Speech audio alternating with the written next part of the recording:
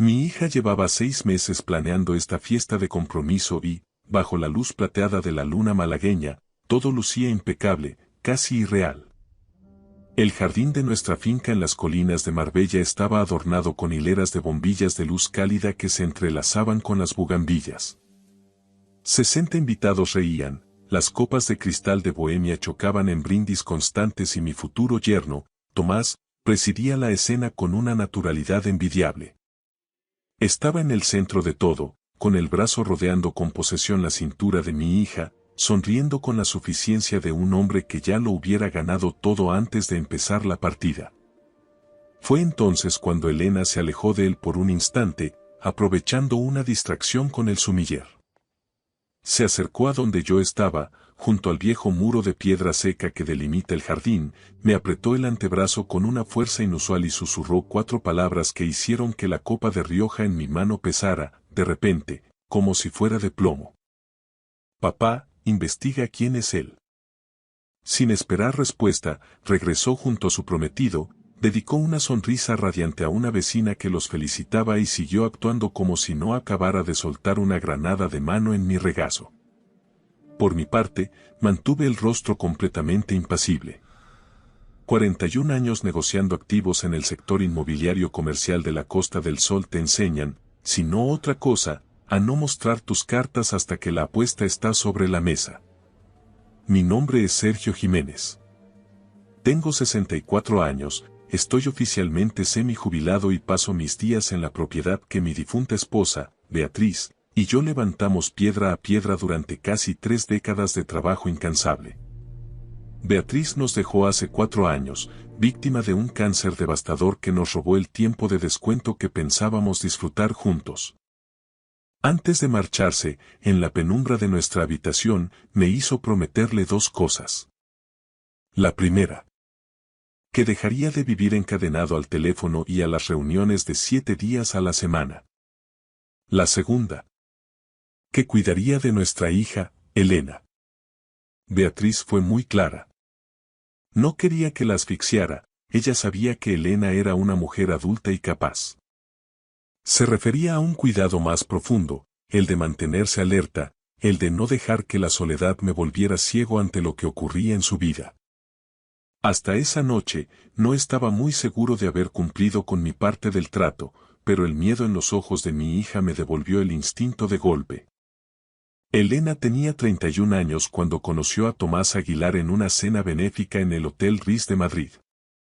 Se había mudado a la capital 8 años atrás para forjarse una carrera brillante en la administración sanitaria, y siempre había sido extremadamente cautelosa con su corazón, especialmente después de un par de desengaños que la dejaron blindada. Sin embargo, cuando me llamó 2 días después de aquella cena, noté una vibración distinta en su voz. No era solo la ilusión típica de un inicio, era algo más suave, una especie de entrega que me puso la guardia en alto desde el primer momento. Él tenía 40 años, según me contó. Se presentaba como un consultor financiero de élite, especializado en la gestión de grandes patrimonios y planificación sucesoria. Decía ser de Bilbao, de una familia de clase media alta, formado en la Universidad de Deusto y con una consultoría propia en Madrid desde hacía 15 años. Elena lo describía como un hombre calmado, reflexivo, alguien que hacía preguntas inteligentes y, sobre todo, que sabía escuchar. La hacía sentir, según sus propias palabras, vista. Me esforcé por alegrarme, de corazón. Conocí a Tomás 3 meses después, en una cena que organizaron en un restaurante exclusivo de la Milla de Oro de Marbella. Él bajó desde Madrid expresamente para la ocasión, lo cual me pareció un gesto caballeroso. Era alto, vestía con una elegancia discreta, nada de logos evidentes, solo buen corte, y poseía esa técnica depurada de los comerciales de alto nivel. La capacidad casi hipnótica de hacerte sentir que eres la única persona que importa en una sala llena de gente. Me interrogó sobre mi trayectoria en el mercado inmobiliario con un interés que parecía genuino. Manejaba la terminología de locales comerciales y rentabilidades con suficiente soltura como para no levantar sospechas iniciales. Su atención hacia Elena era constante, casi coreografiada por su naturalidad. Aquella noche, al regresar a casa, me hundí en el viejo sillón de lectura de Beatriz y me quedé a oscuras durante horas. Había algo que no encajaba. Nada de lo que Tomás dijo fue una mentira obvia, ni cometió un solo error de etiqueta. Pero su perfección me recordaba a esas casas piloto que yo solía vender. Impecables, hermosas, pero vacías, sin el rastro real de una vida vivida. Parecía una excelente imitación de un hombre ideal, más que un hombre real. Beatriz me habría tachado de cínico, de viejo lobo de mar que ve tormentas en un mar en calma. Así que, por respeto a su memoria y por amor a Elena, me tragué mis dudas y guardé silencio. Mantuvieron su relación durante 14 meses antes de que él hincara la rodilla. Eligió el mismo restaurante de Madrid donde tuvieron su primera cita. Elena me llamó desde el aparcamiento, con la voz quebrada por el llanto y la alegría, y yo le aseguré que estaba encantado por la noticia. No mentía del todo, deseaba con todas mis fuerzas estar equivocado, quería que mi instinto fuera solo el residuo amargo de mi propia soledad. La fiesta de compromiso, esa que ahora se estaba convirtiendo en el escenario de una pesadilla, se celebró apenas 6 semanas después en nuestra casa. Elena había organizado casi cada detalle de la fiesta con la ayuda incansable de su mejor amiga, Lucía, que había viajado desde Granada para el fin de semana. Tomás, por su parte, llegó la tarde anterior con un equipaje excesivo, cargando lo que parecía medio armario a cuestas. Se instaló en la habitación de invitados con una familiaridad que me inquietó, y pasó toda la mañana previa al evento oculto en el jardín trasero, atendiendo llamadas telefónicas que cortaba abruptamente cada vez que mis pasos se acercaban. Intenté convencerme de que era la conducta habitual de un consultor de éxito. Esa gente vive encadenada a las urgencias de sus clientes, incluso en sábado. Pero tras el susurro de Elena en la fiesta, comprendí que sus 4 palabras no habían sido un impulso, sino el resultado de una angustia madurada en silencio. Mi hija no es mujer que entre en pánico por nimiedades. Había elegido el momento con precisión quirúrgica. Un mensaje corto y letal que no levantara sospechas ante los invitados, pero que me obligara a actuar. Ella me había elegido para cargar con el peso de su sospecha. Soporté la fiesta otros 40 minutos.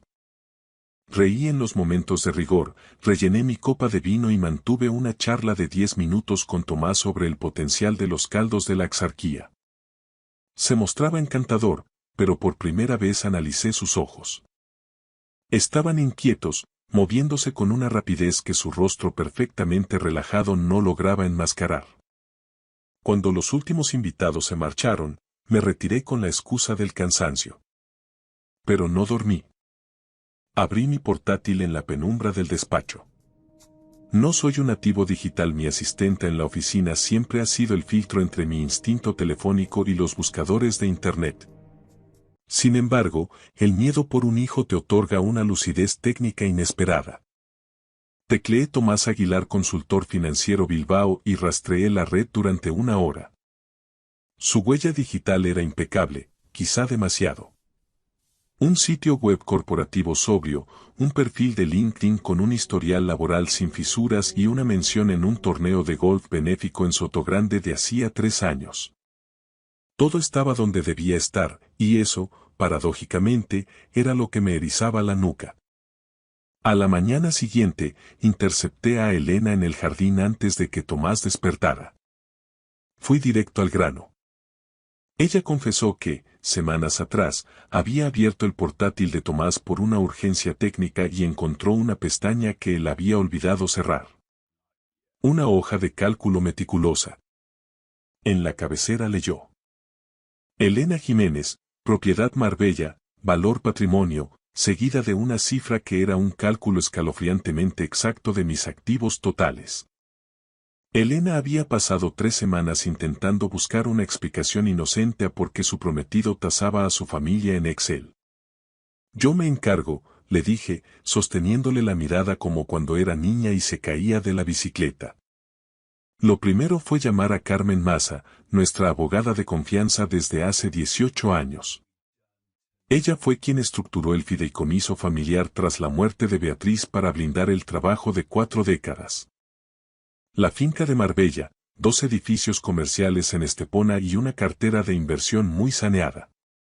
Elena era la beneficiaria principal, y mi temor era la vulnerabilidad de esa estructura ante un matrimonio. Carmen, pregunté, si Elena se casara y lo nombrara coadministrador, ¿qué margen de maniobra tendría él? Con un certificado de matrimonio y acceso a los documentos del fideicomiso, podría movilizar activos líquidos en cuestión de días, sentenció ella con una gravedad que me heló la sangre. Mi segunda llamada fue para Ricardo Soler, un excompañero de inteligencia metódico y discreto que ahora dirigía una agencia de investigación privada en la Costa del Sol. Ricardo no especula, solo entrega hechos. Le encargué un barrido completo sobre Tomás Aguilar. 3 días para algo superficial, 1 semana para ir al fondo, dijo Ricardo. Lo necesito en 5 días, le exigí. Empezaba una cuenta atrás donde cada sonrisa de Tomás en la mesa del desayuno se sentía como una herida abierta. Esos 5 días fueron, sin duda, de los más amargos que he procesado en mi memoria. Tomás prolongó su estancia en Marbella 2 jornadas más tras la fiesta, desplegando un arsenal de servidumbre y encantó que resultaba casi asfixiante. Me veía obligado a sentarme frente a él cada noche, compartiendo cenas que se me antojaban de ceniza, mientras él disertaba con maestría sobre el buqué de los vinos locales, la fluctuación del valor del suelo en la Costa del Sol o los peligros de cruzar el paso de Despeñaperros bajo las ventiscas del invierno. Era un virtuoso de la sobremesa, poseedor de esa elocuencia magnética que casi logra hacerme dudar de mi propio instinto. Sentir simpatía por el hombre que pretendía saquearnos era un veneno que me quemaba por dentro. Él regresó a Madrid un martes, pero Elena, bajo el pretexto de ayudarme con unos documentos de la finca, se quedó un día extra. En la soledad de mi despacho, le revelé las sombras que empezaban a emerger. Vi el miedo cruzar su mirada, pero fue sustituido casi de inmediato por una furia gélida, una determinación que me recordó dolorosamente a Beatriz. Las mujeres de mi estirpe no gritan cuando se rompen, se vuelven de cristal templado. Transparentes, pero cortantes y absolutamente frías. La llamada de Ricardo Soler llegó al 5.º día, rompiendo el silencio del mediodía. Sus primeras palabras confirmaron que el castillo de naipes empezaba a desplomarse. Su nombre real no era Tomás Aguilar. Se trataba de Íñigo Taboada, natural de Vitoria, 41 años. Si bien su origen norteño tenía un trasfondo de verdad, el historial profesional que Ricardo había desenterrado era un mapa de engaños que nada tenía que ver con la pulcritud de su LinkedIn. Hay una demanda civil en San Sebastián de hace 7 años, me explicó Ricardo con voz monótona. Un antiguo socio lo acusó de falsificar firmas para vaciar una cuenta de tesorería conjunta. El asunto se tapó con un acuerdo extrajudicial, pero el rastro del dinero no miente. Pero había más. Íñigo no era un soltero de oro, era un superviviente de naufragios provocados. Había estado casado en Pamplona con la hija de un importante empresario navarro con una cartera de inmuebles industriales envidiable. El matrimonio duró apenas 22 meses. El divorcio se selló con un cheque de cuantía confidencial firmado por el suegro, quien, según las fuentes de Ricardo, pagó una fortuna simplemente para que aquel individuo desapareciera de la vida de su hija y de sus negocios sin hacer ruido en los juzgados. El nombre que terminó de armar el rompecabezas fue el de Renata Vega, una mujer de Barcelona de 44 años. Ambos compartían la titularidad de una sociedad limitada en Cataluña. Una empresa pantalla, sin actividad comercial real, pero que funcionaba como un pulmón financiero por donde circulaba dinero de procedencia dudosa. Ricardo había rastreado transferencias que sugerían un flujo constante de capitales entre ellos. Me quedé mirando el viñedo que bordea el flanco sur de nuestra propiedad, sintiendo que el aire se volvía pesado. Ricardo, pregunté, aunque ya sabía la respuesta, ¿este tipo está ejecutando una hoja de ruta para asaltar el patrimonio de Elena? Sergio, respondió él con cautela profesional, los patrones son idénticos. Es una estructura de depredación financiera. Y me temo que no actúa solo. A la tarde siguiente, Ricardo me entregó la pieza final. Renata Vega no era solo una socia, era la arquitecta legal del plan. Había trabajado años como asistente jurídica en un prestigioso bufete de planificación patrimonial en Barcelona, del que salió por la puerta de atrás tras ser investigada por irregularidades éticas. Ella era quien proporcionaba la ingeniería necesaria para asaltar fideicomisos. Peor aún, Ricardo había logrado acceder a comunicaciones privadas. Íñigo, cegado por su propia arrogancia, utilizaba una cuenta de correo personal con una seguridad ínfima. En esos mensajes, se refería a mi hija y a nuestro patrimonio con un cinismo que me hizo apretar los puños hasta que los nudillos se tornaron blancos. Renata lo asesoraba paso a paso sobre cómo manipular la estructura del fideicomiso Jiménez. Sabía en qué documentos debía firmar Elena, en qué notarías operar y cómo obtener los poderes de administración antes de que pasara el primer mes de casados. Planeaban el expolio para antes de la luna de miel. Cerré los ojos y el recuerdo de Beatriz me inundó. Pensé en las 3 décadas de esfuerzo, en cada ladrillo de esta casa y en cada inversión que ella gestionó con una paciencia de orfebre. Todo aquello estaba ahora en el punto de mira de 2 parásitos profesionales. Fue en ese instante, en el silencio de mi despacho, cuando dejé de ser un padre preocupado para convertirme en el hombre que durante 40 años sobrevivió a los tiburones del mercado inmobiliario. Entonces, empecé a planificar mi propia jugada. La boda de Elena estaba programada para dentro de apenas 8 semanas. El escenario elegido era una bodega centenaria a las afueras de Ronda, un lugar que ella había reservado con casi un año de antelación, rodeado de viñedos y tajos profundos. 110 invitados. Pero el verdadero movimiento de fichas ocurriría la noche anterior. La cena de gala en un exclusivo hotel boutique de Marbella, frente al Mediterráneo. Solo 40 invitados. El núcleo duro de la familia y el cortejo nupcial. El terreno perfecto para una emboscada. Llamé de nuevo a Carmen Maza. Cuando le desglosé los hallazgos de Ricardo, el silencio al otro lado de la línea fue sepulcral. Carmen es una mujer de una serenidad imperturbable, pero lo que escuchó la sacó de su centro profesional. Tras unos segundos de asimilación, su voz recuperó el filo del acero. Me explicó que tenía contactos directos en la Unidad de Delitos Económicos y Fiscales, UDEF, de la Guardia Civil. La documentación de Ricardo, con sus rastros de cuentas pantallas y suplantaciones de identidad, era dinamita suficiente para que la Benemérita abriera una investigación de oficio.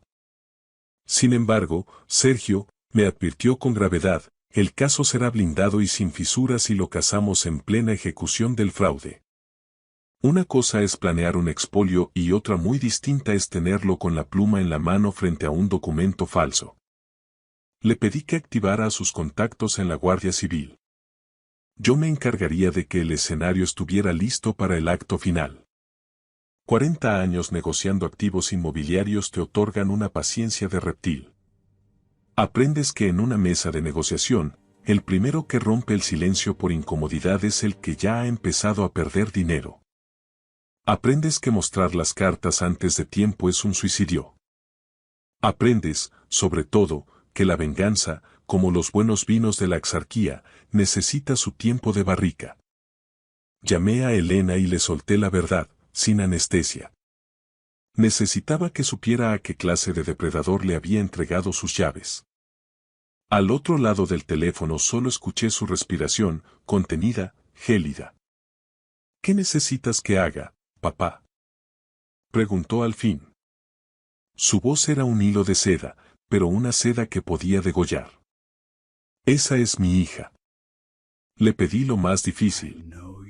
Que fuera la mejor actriz de España. Debía seguir con los preparativos, reírse de los chistes de Íñigo, responder a sus mensajes de te quiero y no mostrar ni una mota de sospecha. Pedirle eso a una mujer que acababa de descubrir que su prometido la tasaba como a una nave industrial era casi cruel, pero Elena no titubeó. El orgullo de los Jiménez es un motor potente. Ricardo descubrió que Renata Vega no se quedaría en la sombra. Estaba registrada en el mismo hotel de la cena de gala bajo su nombre real, camuflada como una consultora externa de la organizadora de bodas. Íñigo la había introducido en el organigrama con la excusa de revisar los flecos legales del contrato de la bodega en Ronda. Pero Renata no estaba allí para revisar contratos de catering, estaba allí para supervisar la firma de los documentos del fideicomiso. El día de la cena, llegué al hotel temprano. Me reuní con Ricardo en un rincón discreto de la cafetería del vestíbulo. Me entregó un sobre grueso. El informe final, firmado y sellado, junto con una memoria USB que era, en esencia, la sentencia de Íñigo. También me deslizó una grabadora digital de alta sensibilidad, capaz de registrar un susurro a varios metros. La deslicé en el bolsillo interior de mi americana. La cena comenzó a las 19. El comedor privado se abría hacia una terraza donde el Mediterráneo, bajo la luz de septiembre, parecía un espejo de cobre fundido. Íñigo estaba soberbio. Su interpretación del novio perfecto alcanzó cotas de genio cuando hizo un brindis por Elena, con la voz ligeramente quebrada por una emoción fingida que engañó a todos. Incluso mi hijo Daniel, que había bajado desde Bilbao, se inclinó hacia mí y susurró. Creo que nos equivocamos con él, viejo. Parece un buen tipo. Espero que tengas razón, hijo, respondí, sintiendo el peso de la grabadora contra mi pecho. A las 20:45, Íñigo se disculpó con una sonrisa ensayada, alegando una llamada urgente de un cliente en Nueva York. Lo vi caminar hacia los ascensores. Esperé 4 minutos exactos. Me levanté quejándome de mi espalda, una dolencia real que me servía de coartada perfecta, y salí del salón. Ricardo me había confirmado la habitación. La 214. Subí por las escaleras de servicio para evitar cruzarme con él. El pasillo de la segunda planta estaba sumido en ese silencio alfombrado de los hoteles caros. Me acerqué a la puerta de la 214 con el corazón latiendo con una calma extraña. Pulsé el deck en mi bolsillo. Desde el interior llegaban las voces. La de Renata era afilada, impaciente, la de Íñigo, tensa pero triunfal. Estaban repasando el botín antes de que cayera el telón. Desde el otro lado de la puerta, la voz de Renata Vega desgranaba una lista de verificación con la frialdad de quien organiza un inventario, no una vida. Hablaba del formulario de modificación del fideicomiso familiar. El que revisó tu abogado, dijo ella, con un énfasis cínico que dejaba claro que no se refería a ningún letrado oficial de Íñigo. Necesito su firma en la página 4 y la de Elena en la 7. Si consigues ambas antes de la medianoche del viernes, puedo tener la solicitud de transferencia presentada en cuanto abra el sistema bancario el lunes por la mañana. Los bancos no saltarán las alarmas si la orden llega desde la cuenta nodriza del fideicomiso con ambas firmas registradas, replicó la voz de Íñigo, cargada de una seguridad insultante. Y las transferencias de los inmuebles de Estepona tardarán más, continuó Renata, pero eso es secundario. Los activos líquidos y la cartera de inversión por sí solos valen más que suficiente para que vivamos como reyes. Estaremos muy lejos, en otra jurisdicción, antes de que el viejo se dé cuenta de que el movimiento no fue una disposición rutinaria. Por cierto, ¿qué hay de él? ¿Puede bloquearlo? Ya no tiene autoridad de firma. Beatriz lo dejó todo atado para que Elena fuera la única administradora al cumplir los 30.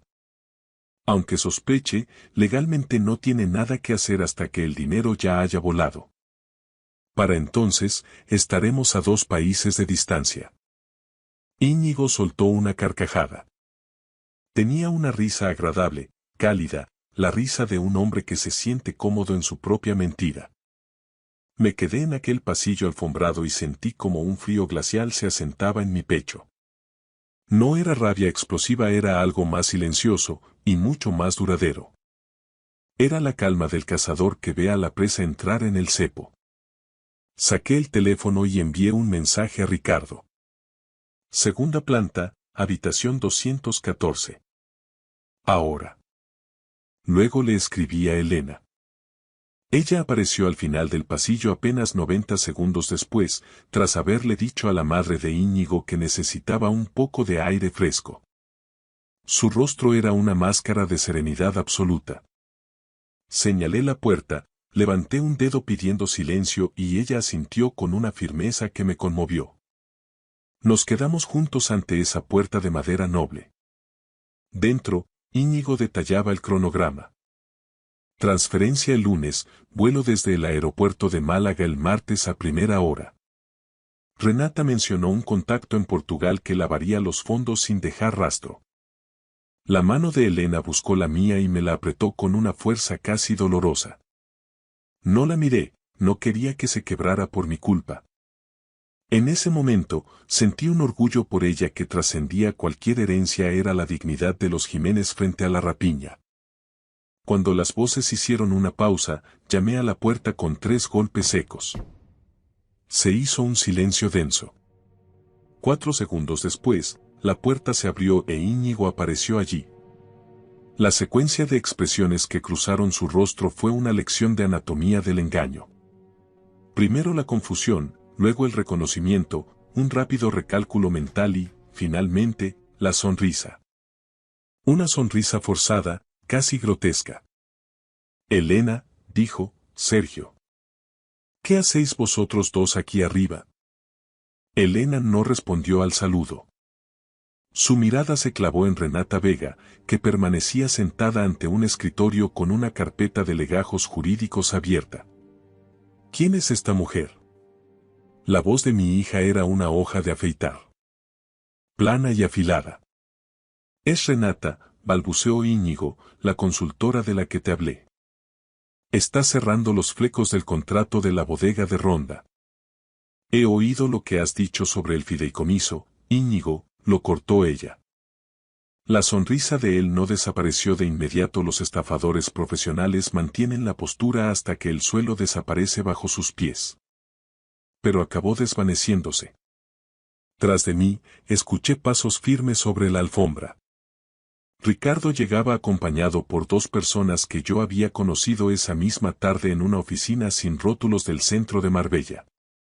La cabo Andrea Hernández y su colega de la Unidad de Delitos Económicos de la Guardia Civil. Llevaban horas analizando el informe de Ricardo y el dictamen de Carmen Maza. Me adelanté un paso, encarando a Íñigo. Quiero que entiendas algo, le dije con voz pausada. Sé que te llamas Íñigo Taboada. Sé lo de la demanda de San Sebastián. Sé lo de tu exmujer en Pamplona y el cheque que tu suegro tuvo que firmar para perderte de vista. Sé lo de la sociedad pantalla con Renata. Sé que planeabas desvalijar a mi hija, e Íñigo. La Guardia Civil también lo sabe. Su rostro se tornó de piedra. La cabo Hernández se identificó y, con el tono monocorde de quien ha cumplido este trámite 1000 veces, les informó que quedaban detenidos para ser interrogados por un presunto delito de estafa agravada y fraude financiero. Les leyó sus derechos mientras Renata mascullaba amenazas sobre abogados de alto nivel. Íñigo, en cambio, se hundió en un silencio absoluto. Fueron escoltados fuera de la habitación bajo la mirada gélida de mi hija. La carpeta sobre el escritorio, que contenía los documentos de modificación del fideicomiso con el nombre de Elena ya impreso en la página de firmas, fue fotografiada y presentada como prueba principal del asalto que acabábamos de abortar. El resto de aquella fatídica noche transcurrió en una especie de letargo extraño, denso y cargado de silencios. Tuvimos que regresar al salón frente a los invitados restantes y, con una máscara de cortesía que me costó la vida sostener, anunciar que Íñigo y Elena se habían visto obligados a marcharse de urgencia debido a una crisis familiar imprevista. Mi hijo Daniel me ayudó a despedir a las últimas personas. Su rostro estaba pálido, desencajado por la impresión, cuando le resumí brevemente en un rincón lo que acababa de suceder. No podía creer que el hombre con el que había brindado minutos antes fuera un depredador profesional. Elena se mantuvo increíblemente entera, con una entereza que rozaba lo sobrenatural. No hubo llanto desconsolado ni ataques de histeria. Simplemente se sentó en la terraza de nuestra finca, envuelta en una manta, mirando la línea oscura del Mediterráneo hasta que el amanecer tiñó el horizonte de un suave color rosa malva. Lo cancelamos todo de forma fulminante. La bodega en Ronda, el catering de alta cocina, los floristas de Estepona. Carmen Maza y su equipo legal se encargaron de las repercusiones, blindando judicialmente cada resquicio para garantizar que Íñigo Taboada, o cualquier otro alias que decida adoptar en el futuro, nunca más pueda acercarse a la sombra de los activos de nuestra familia. Han pasado ya 6 meses desde aquel golpe. Elena decidió dejar Madrid y mudarse de nuevo a Marbella por un tiempo para reconstruirse. Ahora trabaja en la dirección de una fundación benéfica local y, poco a poco, vuelvo a ver ese brillo familiar en sus ojos. Es una luz distinta. Más sabia, más cautelosa, despojada de la inocencia ciega de antes, pero es una luz real y propia. A menudo, cuando el silencio inunda la casa, pienso en lo que habría pasado si ella no se hubiera armado de valor para acercarse a aquel muro de piedra y susurrarme esas 4 palabras. Pienso en aquella mujer de Pamplona cuyo padre prefirió pagar para que el problema desapareciera discretamente. Ese es un tipo de protección cobarde que, en realidad, no protege a nadie. Íñigo simplemente se mudó de ciudad, se cambió el apellido y buscó una nueva presa. Nosotros, en cambio, elegimos el camino difícil. Miramos a la verdad a la cara, sostuvimos la mirada y dejamos que la Guardia Civil y la ley hicieran su trabajo. Anoche entré en casa, me serví una copa de vino de una de esas botellas de nuestro propio viñedo que tanto le gustaban a Beatriz y me senté en su viejo sillón de lectura. Si eres un padre que lee esto, o un abuelo, o simplemente alguien que aprecia a una persona que se encamina hacia un compromiso serio del que tienes dudas, quiero decírtelo con absoluta claridad. Tus instintos son información. Esa sensación silenciosa en el estómago de que algo aquí no cuadra no es paranoia, es tu experiencia hablando. Merece ser comprobada. No porque debas tratar a todo el mundo con sospecha sistemática, sino porque una comprobación breve y minuciosa cuesta muy poco en comparación con el precio de una vida arruinada. No necesitas acusar a nadie de antemano. No necesitas provocar un conflicto innecesario. Simplemente necesitas mirar debajo de la superficie y asegurarte de que la persona que amas tiene la verdad en sus manos antes de que tome una decisión irreversible. He aprendido que lo más difícil no es la investigación. Lo más difícil es confiar en que las personas que amas podrán lidiar con la cruda realidad. Mi hija lo manejó con más dignidad de la que yo tenía derecho a esperar. Cargó con el peso de la duda a solas durante 3 semanas antes de acudir a mí, y esa fortaleza dice todo lo que hay que saber sobre quién es ella. Al final, no fui yo quien la salvó a ella, fue su valentía para pedir la verdad lo que nos salvó a ambos. Gracias por escuchar mi historia hasta el final. Si resonó contigo, dale like, escribe en los comentarios qué fue lo que más te tocó y no olvides decir de dónde eres. Suscríbete al canal, vienen muchas más historias. Me llamo Antonio Pérez. He descubierto un video en internet donde mi novia me está siendo infiel, y lo que empezó como una tragedia privada ha acabado involucrando a su familia, a mis mejores amigos y hasta a la unidad de delitos telemáticos de la Policía Nacional. Mi novia, Jimena, y yo llevamos juntos 8 años. Hace casi 3 semanas, mi buen amigo Alejandro y un conocido llamado Miguel dieron con un video donde ella aparecía acostándose con otro hombre. Miguel se lo encontró de casualidad mientras navegaba por sitios de contenido para adultos de temáticas muy específicas. De pronto, reconoció a Jimena. Se puso en contacto con Alejandro y, entre los dos, me soltaron la noticia. Al escucharlo, sentí un choque eléctrico y, al mismo tiempo, un vacío absoluto. No pude articular palabra hasta que vi las imágenes. En ese momento, se me revolvieron las entrañas.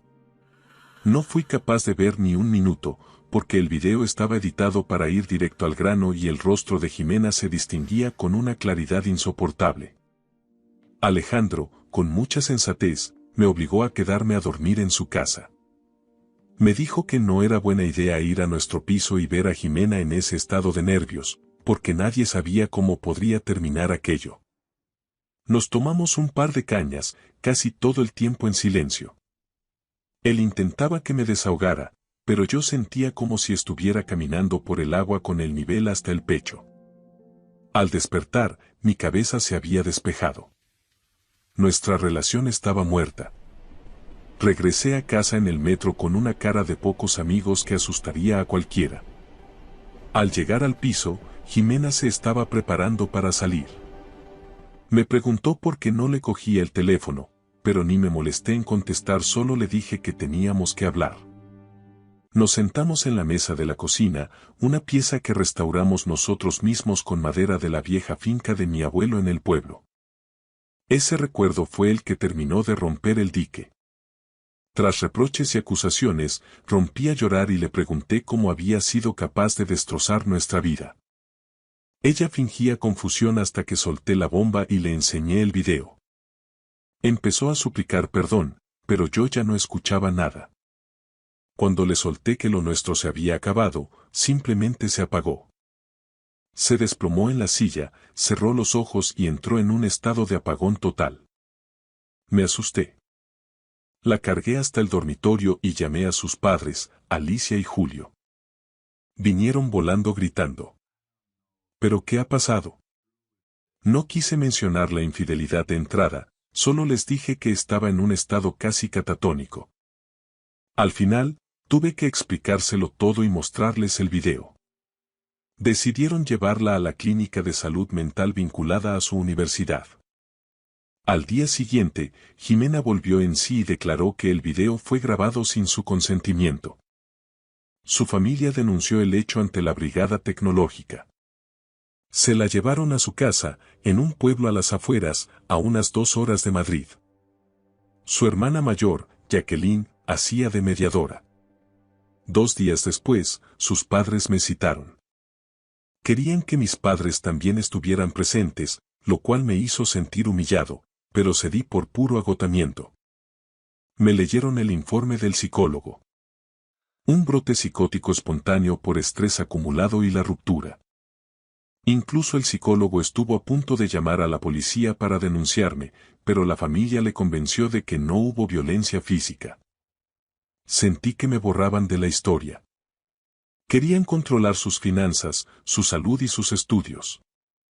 Pero unos días después, Alicia me llamó de madrugada suplicando que fuera. Jimena había tenido un episodio depresivo severo, se había encerrado en el baño con un cuchillo de cocina y gritaba mi nombre. Conduje como un loco por la autopista hacia su pueblo, dando gracias a que no me cazara ningún radar, aunque hay muchísimos por la carretera. Me encontré con Alicia y Jacqueline fuera de la casa. Sus rostros, iluminados por la luz del porche, eran la viva imagen de la desesperación. Jimena ya se había tranquilizado un poco y Julio intentaba acompañarla en la habitación. Me suplicaron que entrara a verla y, al ver la gravedad de la situación, corrí hacia ella olvidando por un momento todo el rencor.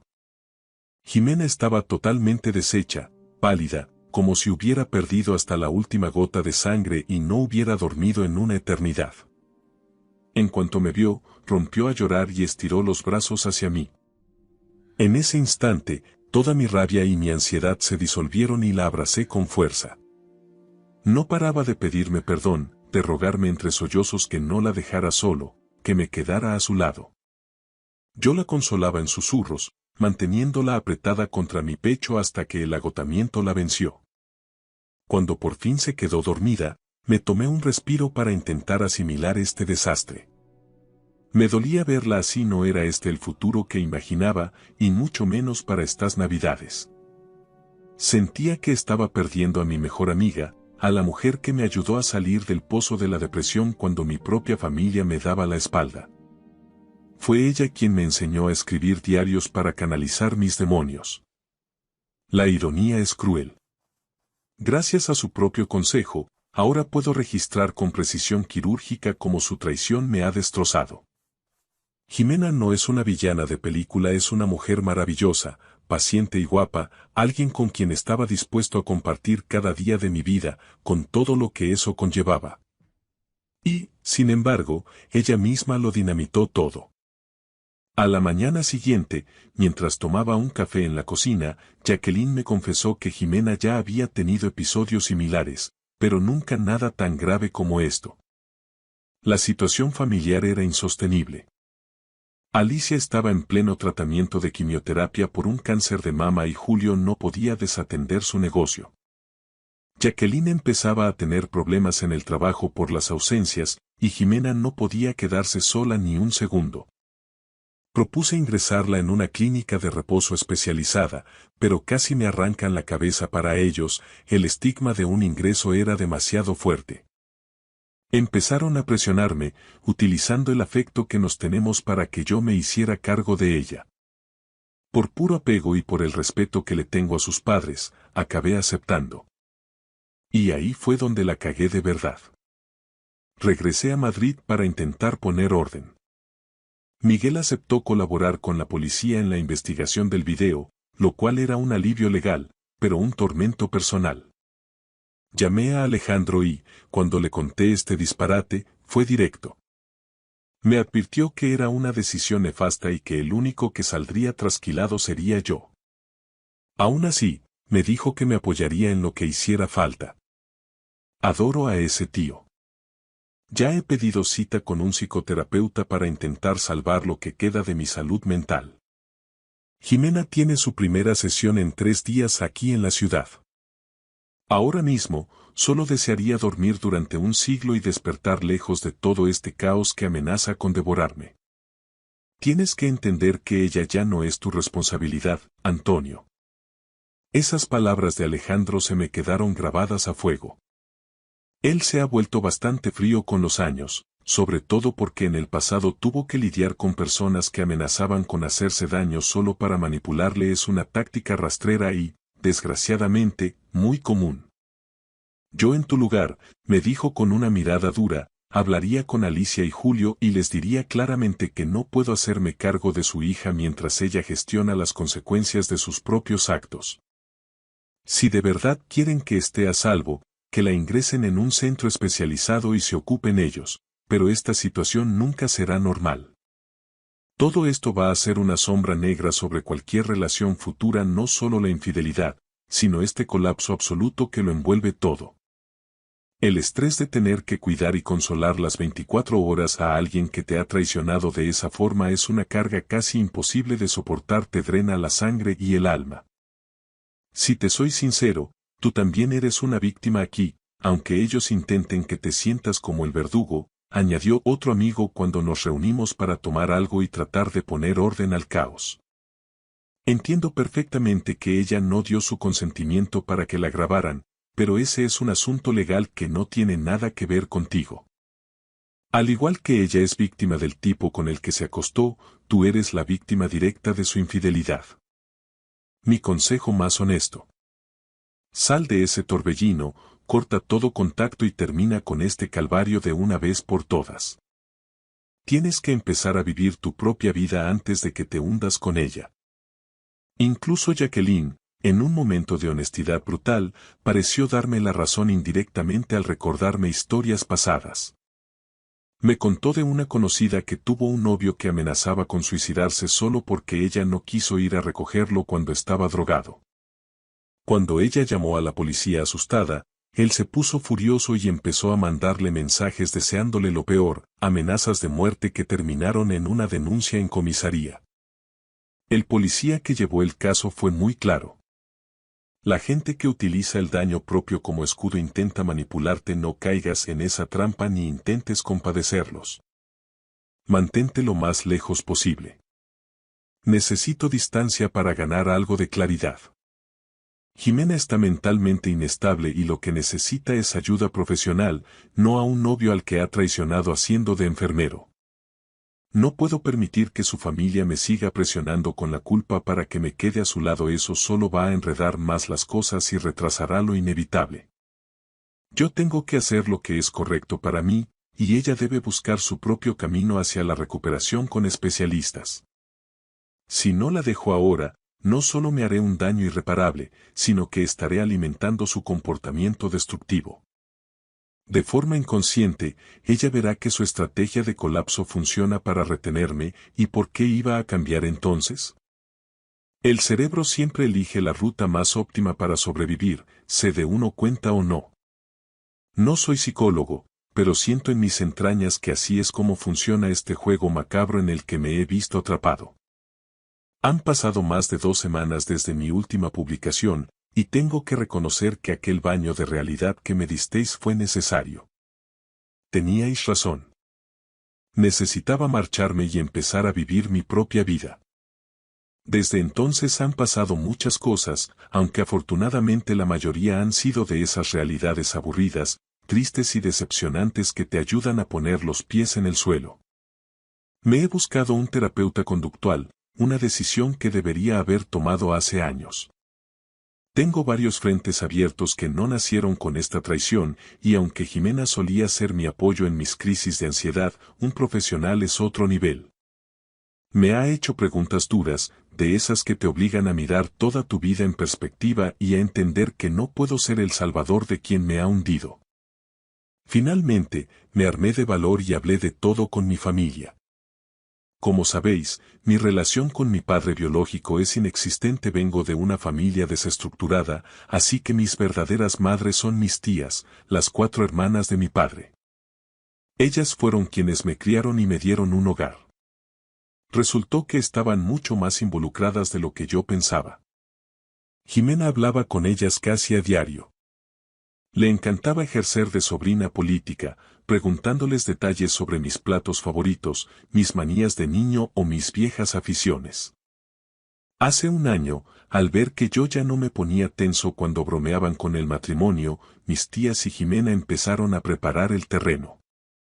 3 de ellas tienen familias grandes y, con el sentido del ahorro tan típico de aquí, habían estado guardando dinero en un fondo común para nuestra boda y para ayudarnos con la entrada de un piso. Incluso habían estado mirando alianzas en la joyería de confianza del barrio.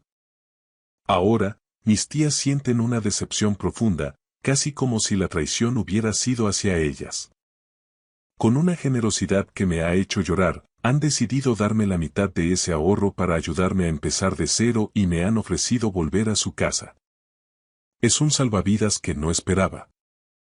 Mi mayor obstáculo era el dinero. Mis ahorros eran mínimos, pero con este apoyo y tras presentar mi dimisión y rescindir el contrato del alquiler, tengo hasta final de mes para dejarlo todo en orden.